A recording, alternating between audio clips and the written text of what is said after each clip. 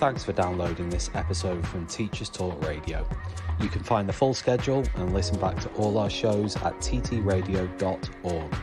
Enjoy the podcast. It's time for a fresh start to language learning. Pearson EdXL's new student-centred French, German and Spanish 2024 GCSEs cater to the needs of all learners, regardless of their background, ability or reason for studying. Rooted in learned language knowledge, their assessments are transparent and accessible, allowing all students to showcase their language skills. Through inclusive and relatable content, the new Pearson EdXL MFL GCSEs build a shared cultural capital that helps students develop an understanding of and appreciation for the wider world. Find out more at go.pearson.com/MFL GCSE 24. And welcome to the weekly review here at Teachers Talk Radio. It's Sunday, 23rd of July. It is summer holidays for some, but not for all. So some of us have no Sunday dread today. Some of us still pushing on for the last couple of days. But you join us with quite a lot of stories. Today we're joined by Lianne, by Brent, and by John to talk through some of the topics of the week in education.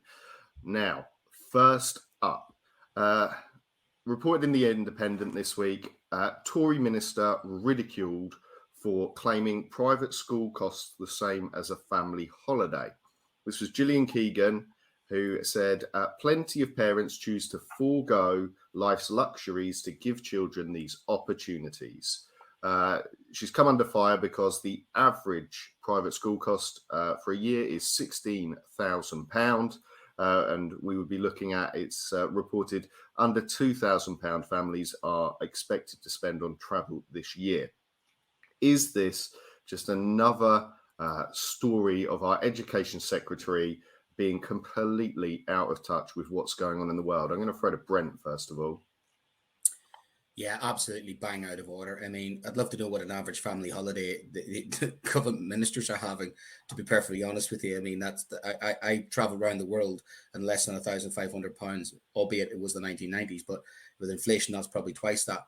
This is ridiculous. This is the same as sort of saying to young people that they should, save for a house by stopping avocado toast. It's this kind of nonsense that's got us into this cost of living crisis. And also this complete and utter focus on private schools and the complete ignoring and gaslighting of what's actually going on in the bulk majority of schools in the country. Some children won't get a holiday. I just come off an activity week where I have a range of children who have done activities and then a range of children who have never done activities. There are some children who won't have a holiday this 6 weeks. They'll be lucky to get a free meal this 6 weeks with the free meal situation. So I think it's completely tone deaf. I think it's in a line I've heard before about people who have struggled to get their children into private education. There is a group of people who do sacrifice the top of the range Land Rover maybe, or a top of the range car to get their children into a private school. But a holiday shouldn't be in the sixth wealthiest country in the world something that people should be guilty about. Some of the greatest memories I've had as a family were with holidays. And I grew up in a very, very poor background, but we still had a holiday because that's what we need. People work hard. They should be rewarded for that. So it's completely tone deaf, bang out of order, and just shows you again how out of touch with reality our government minister is. And I'm going to throw to John. Do you think, is this tone deaf or is this out of touch? It is tone deaf. It is out of touch. It's one of those moments where you get a kind of Freudian slip from certain aspects of our establishment, particularly Conservative Party, who reveal the class assumptions that they have behind them. It's a bit like years ago. I remember a Tory minister saying something like, "Well, there was a fuel shortage." He said, "Well, go down to your garage and get a jerry can, and you've probably got some in the garage, a jerry can," and things like that. The kind of assumption that, a misunderstanding of the lives of ordinary people. Whether it's a tax on people's extra bedrooms in council houses, or it's an ongoing sense in which they don't really know. It's not just Gillian Keegan and her crassness and stupidity. It's also a fundamental failure to understand the lives of ordinary people. And Lianne, what's your take on this? We are in a cost of living crisis. There will be families who can't go on holiday this year without thinking about sending their children to private school. People just don't have the money. Is this something that we should be focusing on or bringing up from our government? Yeah, I agree with John. I think there's not enough variety on the cabinet or even backbenchers, frontbenchers. I know the primary private school scene changed a lot after COVID. I think a lot of like two family household incomes went to one, and kids have either been pulled out of private schools or maybe have had to make different decisions than they would have before COVID. But I think we talk about it a lot, and there's definitely something in government that doesn't understand what's going on in schools. And state schools, regular schools. And I'm going to go back to Brent and just kind of ask about this. How, if we are, facing this kind of misunderstanding of where the country is at and where education is at, and the real challenges people are facing, how are teachers supposed to get that message across to the government at the moment? Well, we've gone on strike, haven't we? And although I was preparing conditions, a lot of us went on strike to highlight and focus the attention on schools and focus the attention on budgeting. And one of the positives come out of that is the realization that there isn't a magic money tree in schools, that schools' budgets are very, very, very tight at the moment. So I think we have done a good job of highlighting that, that there is tight money. I know that during the summer, some of my colleagues will be going in to deliver meals to 88 families within our community. A holiday is not something they can afford, never mind a private school. And that is a deindustrialized area of Derbyshire, which is much like indicative of many parts of the Midlands in the north. So the comments like this are completely out of touch with not only the cost of living crisis, but the social care crisis, the education crisis, the health crisis, the crisis that is across the whole of sections of society. And if this is the only comment that the education minister can make, that people just have to, it's this sort of stiff upper lip, almost like this war attritional thing of, oh yes, we'll ride it out, just stiff upper lip, just give up a holiday or two, I don't know what parallel universe that they actually think we're living in when I'm dealing with child poverty. Children saying that they're happy to do PE lessons because they get a hot shower because electricity's running out. It's absolutely beyond totally. It's insulting, actually. So I think she needs to have a bit of a reality check and start speaking to people. Much like their YouTube account recently put out all the great things that they're doing, it was completely out of sync with what reality is on the ground. So, yeah. I'll just add something to that, if I may. The myth, Brent, you alluded to, that somehow people sending their kids to private schools have just sacrificed some little thing and some luxury. The implied insult again there is that, well, some people are frugal and can go to private schools, but the wasteful working classes or other wasteful people can't. It's a myth. It's the same as the food banks, isn't it? Oh, yes. We've heard ministers before. Yes. I debated at the last general election, the constituency next door to me, an MP who was an MP candidate who said people who use food banks just don't know how to budget correctly. Is that what schools do? I mean, we're running out of money because maybe our head teachers don't know how to budget correctly. That mantra just basically falls very flat in its face in reality. Well, that does lead us, as we talk about budgets in schools, on to our next story.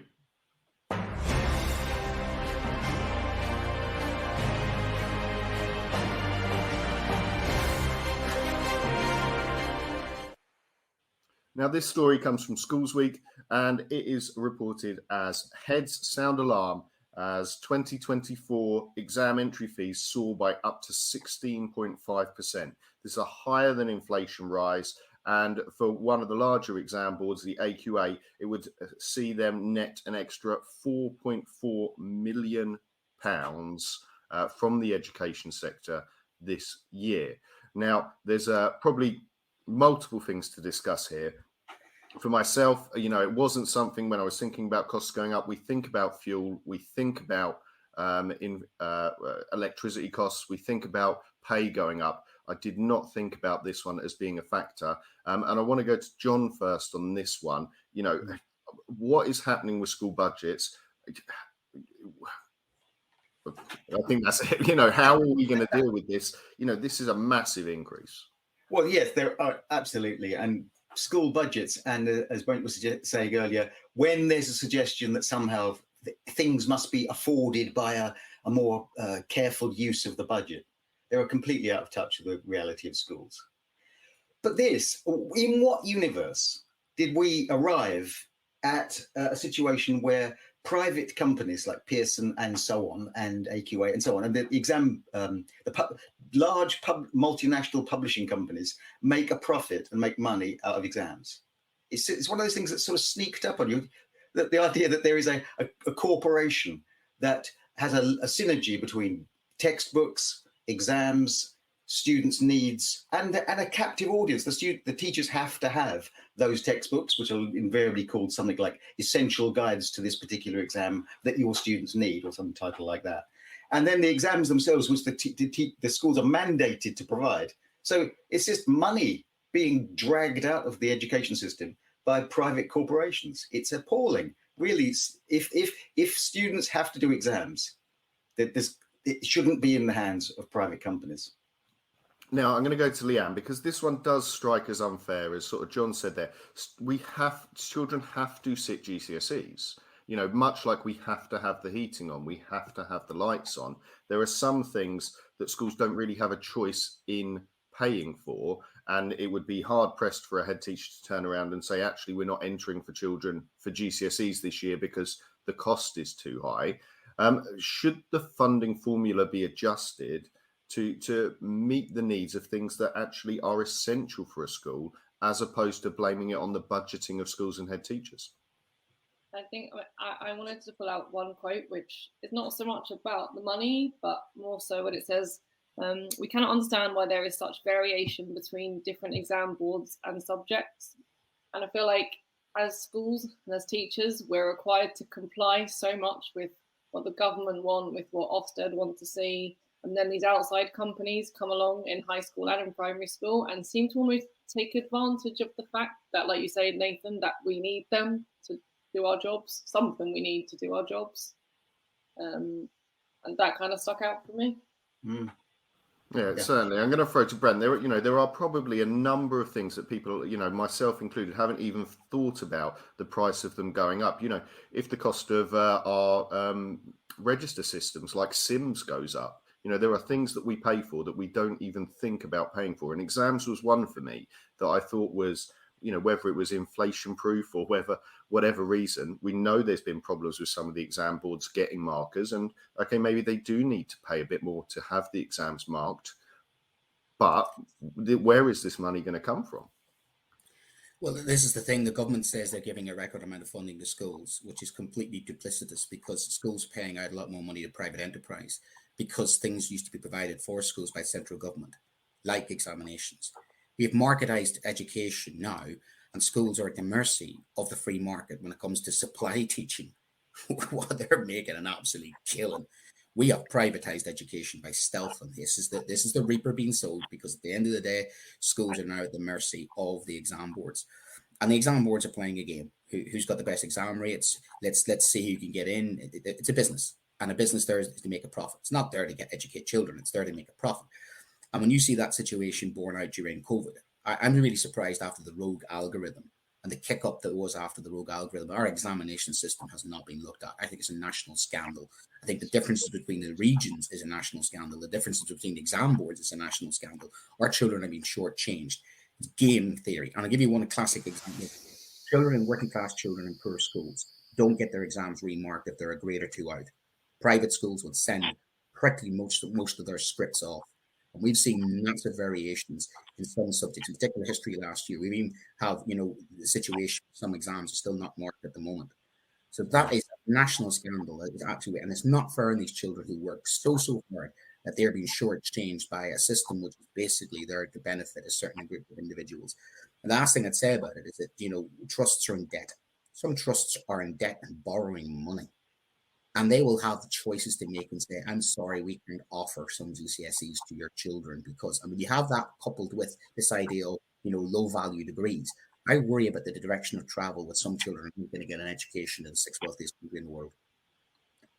And we're going to go to John just for the last comment on this one. Are we heading financially then to a system of education where it's the haves and the have-nots, the schools that can afford to do broader GCSEs and extra GCSEs and can afford these things, and the schools who can't and are having to make costs? Yes, moving to a system of have and have-nots. Well, that's a neat description of the British education system. We've already got that right now. As Brent said, during COVID, it was like that scene in Casablanca where he said, I'm shocked to see this gambling going on. I'm shocked to see that the exam system is so chronically unfair and favours certain privileged parts of our education system, that private schools do better. I'm shocked. But it's always there. That's what we've got. You've got massive inequality, unfairness embedded deeply within our system. It goes back to our previous question about the class assumptions that underpin a lot of things. Well, yeah, it's unfair. It's unfair. Exams expose that.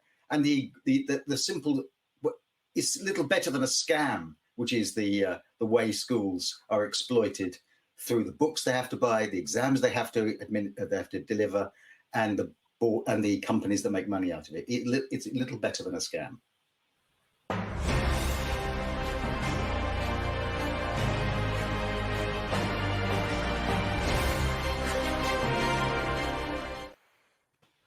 Okay, welcome back. It is worth saying that, as always, this show is brought to you by Pearson EdXL's new GCSE French, German and Spanish that caters for the needs of all learners, regardless of their background, their ability or reason for studying. It's rooted in learned language knowledge. Their assessments are transparent, accessible, allowing students to showcase their language skills through inclusive and relatable content. The new Pearson MFL GCSEs build a shared cultural capital that helps students develop an understanding and appreciation of the wider world. And you can find out more by going to go.pearson.com/MFL. Our final story then is about behaviour. And we find ourselves talking about a Sunday Times article, and the title of it was "Pupils Should Sign Behaviour Contracts, Says Think Tank." This is a think tank founded by a former David Cameron advisor, and some of the things that they have suggested are behaviour accounts, where children receive financial debits and credits based on their behaviour. Identity cards, so that when students are in public, their behaviour can be tracked back to their school. And of course, they've also tacked on their behaviour scores being included in your UCAS scores for when you apply for college or university. We're going to start with Lianne on this one. Lianne, some of these suggestions seem a little far-fetched, maybe. Some of them, as far as a behaviour contract, that's what most schools have in the first place, isn't it? Yeah, I have heard of behaviour contracts. So we don't have them, but I kind of wanted to pick up on the one quote that says, schools should be further empowered to issue prizes, bonuses or penalties / fines. I work in reception and I get a lot of like, well done, that was amazing. And I get a lot of, can I have a sticker? And sometimes I give, and sometimes I say no, because actually, and I think behaviour in general, you should want to do it because maybe it's the right thing to do, because it's the right way to act. And I don't think you should want to do it because you're getting a reward for doing it right. But I think that's a whole school ethos that has to be put in place. And I disagree with that part of the article somewhat. We're going to go on to Brent next then. Brent, would a couple of extra pounds have made a young Brent behave a little better in school? No. And all of these things would have made me worse at school. My Orwellian radar is going bing bing. My social credit system in China is going bing bing. I'm not teaching children to be pigeons to peck on to get seeds. This is Pavlovian. B.F. Skinner's. You're basically having, salivating at this. You know what I mean? If you know psychology, this is very dangerous. This is encouraging obedience complicitly. I don't want children to obey because they're scared of me. I don't want children to obey me because I'm the law. As Cartman would say, respect my authority. I want children to basically, work with us. They need to come up with ideas for young people. Youth clubs. I mean, they're talking about bringing back Biker Grove. It'd be good if they actually brought back a whole generation of actual Biker Groves rather than the actual TV series, because that was the thing back in the 90s with youth clubs. I went to a youth club which looked after me, and there were youth workers, and there was a social care system, and there were startup clubs, and there was all those things that young people need, and that's what they need. They don't need to be, behaviorized that way or incentivized. And that's again back to this idea of, people are incentivization, monetization of things. The reward should be sometimes the respect they get from me And that is more than enough reward sometimes for the children, is my respect and the respect of their teacher, the respect of their parents. And those things cannot be bought. It's priceless. So putting a money value on people's behaviour absolutely sickens me, to be perfectly honest with you. I would rail against it completely. We're going to go on to John. Behaviour going on your permanent record as a 12 or 13-year-old, how does that sit with you? Well, where to start? I mean, not only is it a failure to understand students, and it's based upon fear and a simplistic understanding of what motivates them. So yeah, it's obviously big stick and fear. It's also it's another example of the way in which schools will reflect the kind of things that are wrong with society. You'll get them. They're a good barometer. How you treat children, what you say about children, whether you're afraid of them. So if you're a society that's afraid of its children, is really afraid of itself, and it's afraid of the things that are going on in the world around us. So they become simply a kind of metaphor for things we're really afraid of. Lack of control. As we can't control the world, can't control the economy, can't control all sorts of things in the world. So we can at least control children. Put them in uniforms, discipline them. We need schools which make them walk one side of the corridor this way, one side of the corridor that way. And that's the way it was when we were young, and so on. It's a kind of populist nonsense, and based upon fear and spite, and besides, absolutely, not only is it 1984 and Orwellian and so on. It's kind of Foucauldian. It's the panopticon. It's the watching society, watching young people, and if we could only control them, then we would get a better world. It's madness.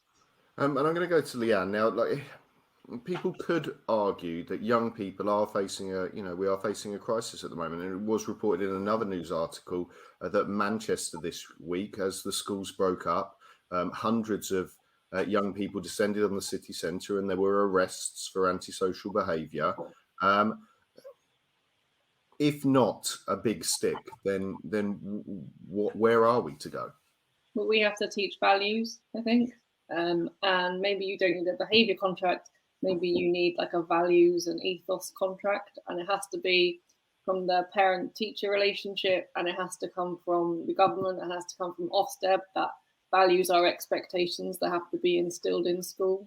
And I think a lot of talk is about money in education. Yes, it's important, but there are also, I think, like I say, values have to be instilled. How do we teach those into children?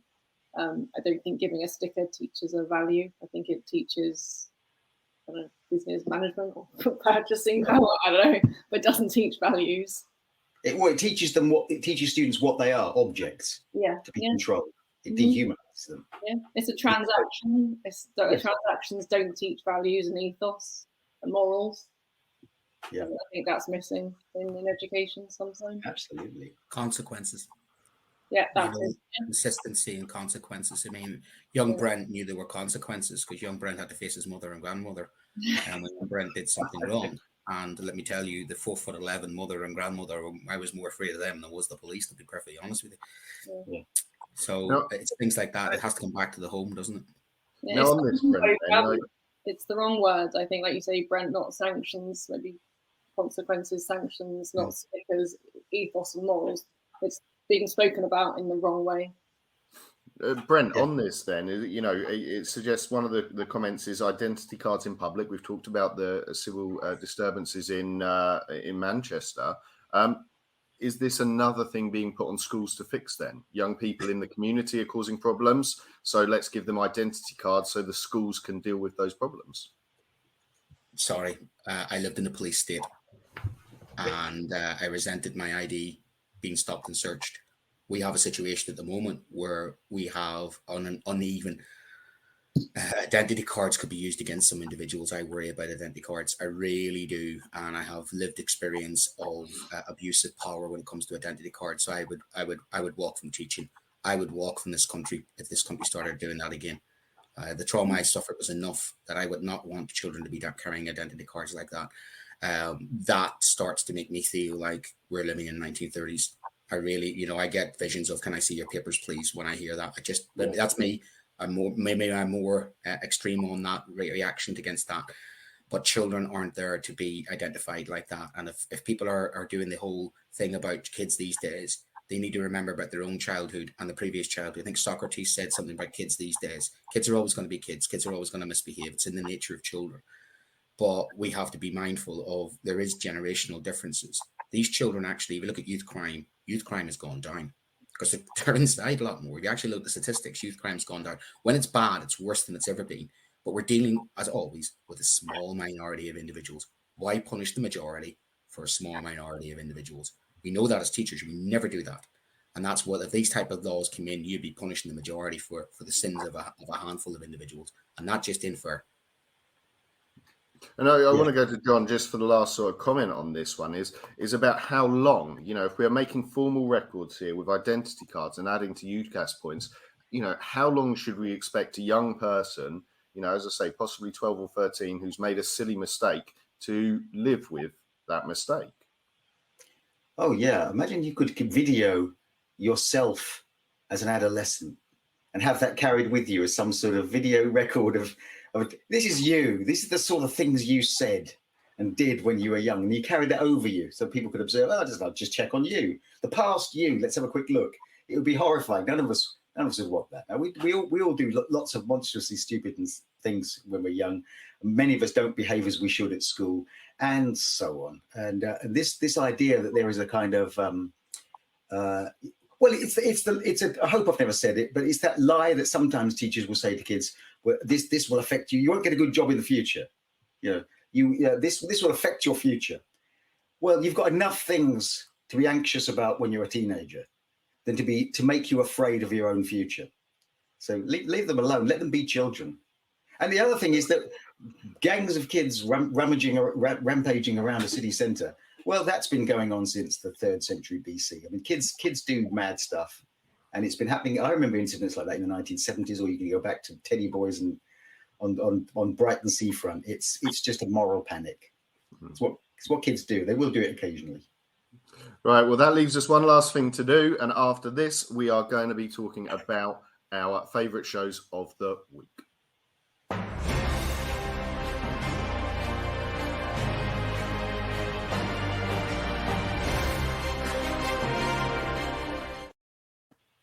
Okay, and so we're going to start with Lianne on this one. Your favourite show from the week on Teachers Talk Radio? Mine was actually John's.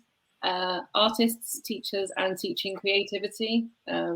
We had Professor Tom Dobson on, who has done research on teaching creativity. And I always thought in my skit I was taught how to teach the subjects, but you're never really taught how to be creative, and maybe they just assume teachers are creative, but maybe all aren't. And so creativity is right up my alley. Anything to do with it is on my radar. Fantastic.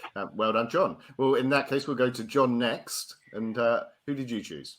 Well, this is going to look a bit, Brent. Yeah, I really like Brent. I really liked your show. Not only is it, do you have the sort of Brent's dulcet tones and accent, which I don't know why. It's one of those things you can just listen to. I just thought, yes, it must be how kids feel. There is wisdom there. But also, as someone who's outside of teaching now, and you want to know what's going on, it's what Teachers Talk Radio does. It's best. It's an insight into something. Brent was talking about the strike action, the pay negotiations. It was a great discussion, and an alternative to that brief headlining that you get in the news on these sorts of things. So it was great listen. Fantastic. And so, Brent, what was something that stood out for you this week? Well, I was in a residential, so I had very little signal. So I saved what I had for the firecracker. Tom just lit the Socratic firecracker. He just put a tweet out there, and boom! I don't know why he did it on purpose, but it just exploded into a really, really good, robust debate. I don't think I've heard such a fantastic debate. It could have been on all night, about our children more lazy, and we saw really both sides. And really robust debate. I actually really, really enjoyed it, and I got to contribute just a little bit into it as well. But the quality was exceptional globally as well, and I thought it's just exactly what John was saying. It's just what Teacher Talk Radio was all about. So I just absolutely enjoyed that debate from Tom on Monday night. That was well worth a listen back to. Fantastic. And mine for the week, if you're listening to interested in things like teacher training, well, Poppy on the Friday morning break was talking to a great guest, Jenny Fogarty. They were talking about all things teacher training. Really, really interesting show, and not something that I'd normally pick out. It's not part of my work, but I did find it a really interesting guest, really strong show. So that does leave us. Hopefully, we'll work around. Lianne, are you still teaching, still in school? Yeah, I finished on Friday. Oh dear. John, got the flip-flops on yet? I'm happily retired, so every day is a flip-flop day. Every day's a flip-flop day. Brent? I'm on the, my wife was taking the children away for a day, so I'm on a rest day before I have the kids tomorrow. So I finished on Friday, not the same as my colleagues. I was on a bus till 7 o'clock on a Friday night, bringing 48 kids back from residential in the last week of term. So, but it was worth it. It was best last week of term I've ever had. You know, abseiling, rock climbing with 12 and 13-year-olds, which was fantastic. So yeah, I'm done now. Fantastic. And I am, flip-flopped up and ready to hit the beach for the summer. We will be here at Teachers Talk Radio for the whole of summer. There'll be shows for you to listen to. So if you are travelling away, save some of that international roaming data, download it before you go, and you'll have something to listen to by the poolside. Thank you, everyone, for today, and we'll see you next time. You've been listening to Teachers Talk Radio. Tune in live and listen back at ttradio.org. We look forward to hearing from you next time on Teachers Talk Radio.